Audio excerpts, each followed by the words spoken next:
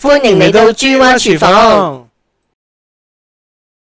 話說早排去咗四川玩，臨返香港前喺機場買咗一罐豆瓣醬，今晚一於用嚟整返個潮州打冷必點嘅韭菜豬紅食下啦。食譜會放喺片尾，事不宜遲，即時去片。先準備材料，分別係2紮嘅韭菜花，因為樓下街市冇韭菜賣，所以我用韭菜花嚟代替。另外需要1紮蔥、600克嘅豬紅、4隻辣椒，同埋大概2個蒜頭。調味料方面需要6款，分別係生抽、老抽、蠔油、胡椒粉、雞粉同埋豆瓣醬。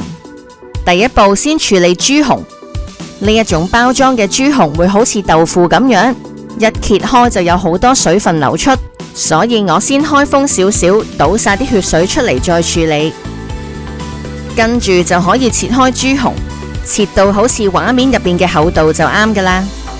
下一步就預備1兜水，加入大量嘅鹽，將豬紅放入鹽水，靜止浸泡30分鐘。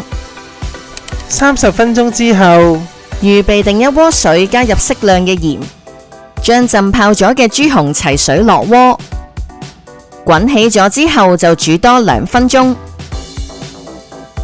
2分鐘之後就可以熄火，然後夾起備用。接住落嚟就可以處理韭菜花，先灑大量嘅鹽喺韭菜花上面。每條韭菜花上面都會有一條坑，裏面容易藏有污糟嘢，所以我就用鹽逐條捽。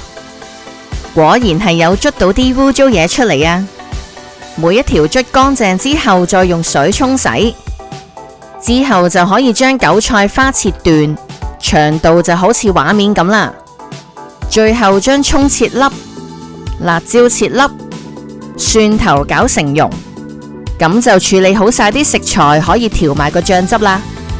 先落生抽2湯匙，蠔油1湯匙，老抽1湯匙，雞粉1湯匙，同埋適量嘅胡椒粉，注入1碗水，然後攪勻備用。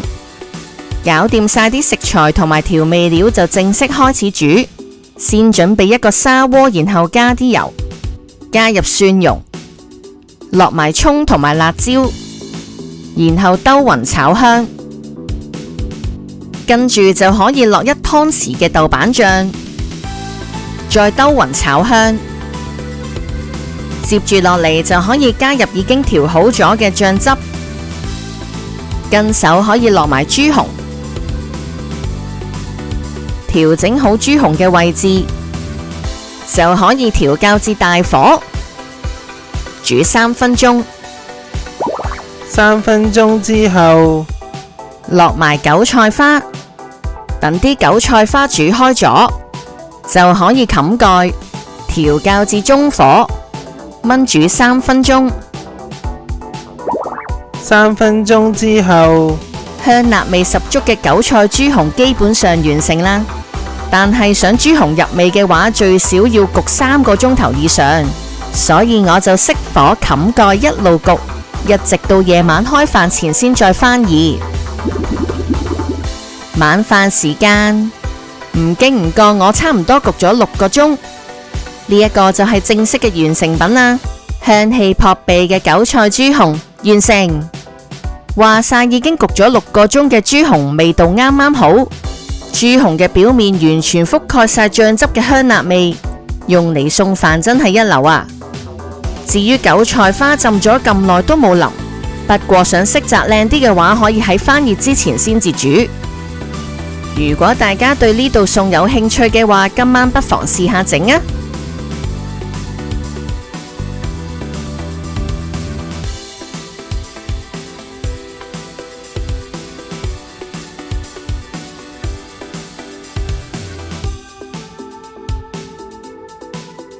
多謝你睇到最後啊！如果中意我哋嘅製作，歡迎 subscribe 我哋。如果中意呢段片，就 comment、like 同 share 啦。拜拜。